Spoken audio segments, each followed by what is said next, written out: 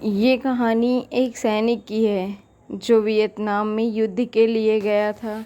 युद्ध समाप्त होने के बाद जब उसके घर लौटने की बारी आई तो उसने अपने माता पिता को सैन फ्रांसिस्को से फ़ोन किया।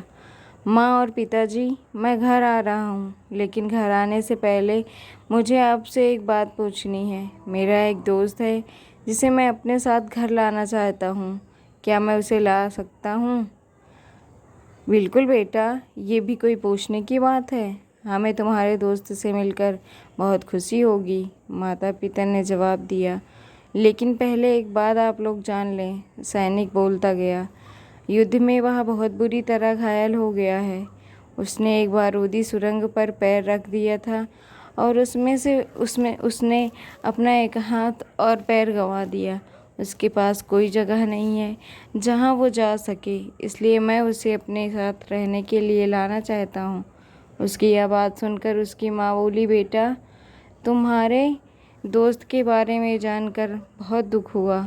हो सकता है हम उसके रहने के लिए कोई जगह तलाश कर सकें। नहीं माँ, मैं चाहता हूँ कि वो हमारे साथ रहे। लेकिन बेटा, अब पिता ने कहा, तुम समझ नहीं रहे हो कि तुम क्या चाह रहे हो। इस तरह का अपाहिज व्यक्ति हमारे लिए कितना बड़ा बोझ हो सकता है। हमारी अपनी ज़िंदगी है जीने के लिए और हम नहीं चाहते कि इस तरह की कोई भी परिस्थिति हमारी ज़िंदगी में दखल दे।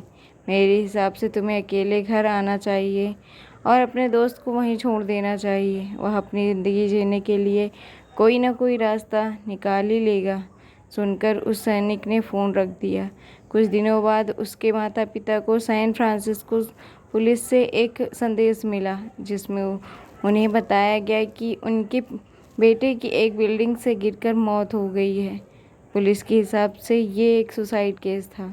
दुखी माता पिता ने तुरंत ही सैन फ्रांसिस्को के लिए फ़्लाइट बुक कराई और वहां पहुंच गए। वहां उन्हें शहर के मुर्दा घर ले जाया गया ताकि वे अपने बेटे की पहचान कर सकें।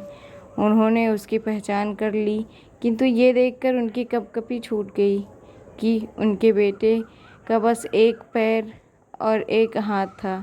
दोस्तों, इस कहानी में जो माता पिता हैं वे हम में से बहुत से लोगों की तरह हैं जो अपनी सुविधाओं को सबसे अधिक महत्व देते हैं। वे उन लोगों से प्यार करना या रहना या समय बिताना चाहते हैं जो दिखने में अच्छे हैं, स्वस्थ हैं या फिर जिनके साथ रहकर उन्हें मज़ा आता है।